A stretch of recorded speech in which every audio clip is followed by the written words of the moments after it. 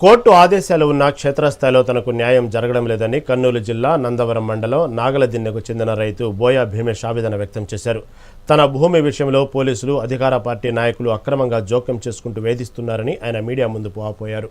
2021లో తాను కొనుగోలు చేసిన భూమిపై హైకోర్టు స్పష్టమైన ఇంజెక్షన్ ఆర్డర్ ఇచ్చినప్పటికీ స్థానిక పోలీసులు నిబంధనలకు విరుద్ధంగా వ్యవహరిస్తున్నారని ఆరోపించారు. హెడ్ కానిస్టేబుల్ స్థాయి అధికారి తనను అసభ్య పదజాలంతో దూషిస్తూ ఒత్తిడి తెస్తున్నారని జిల్లా ఎస్పీకి ఫిర్యాదు చేసినా ఫలితం లేదని భీమేష్ కన్నీటి పర్యంతమయ్యారు. కర్నూలు జిల్లా నందవరంలో రైతు ఆవేదన, పోలీసుల వేధింపులపై మీడియాకెక్కిన నాగలదిన్నె రైతు భీమేష్. మా నాన్న పేరు బోయి పెద్దలక్ష్మణ్ sir.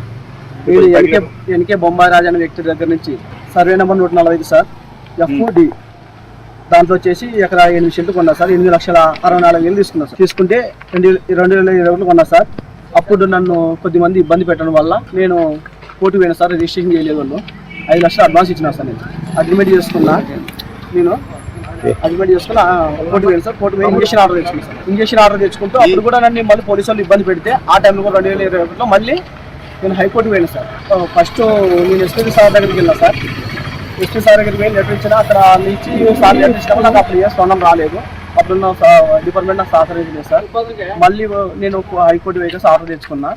High court order తెచ్చుకున్నాక high court order ఇచ్చింది సార్. నాకు పొలంలోకి ఎన్కే బొమ్మారాజు తప్ప వాళ్ళ కూతుర్లు కానీ ఎవరు కానీ డిపార్ట్మెంట్ కానీ ఎవరు ఎంటర్ కాకూడదు అని చెప్పినారు సార్.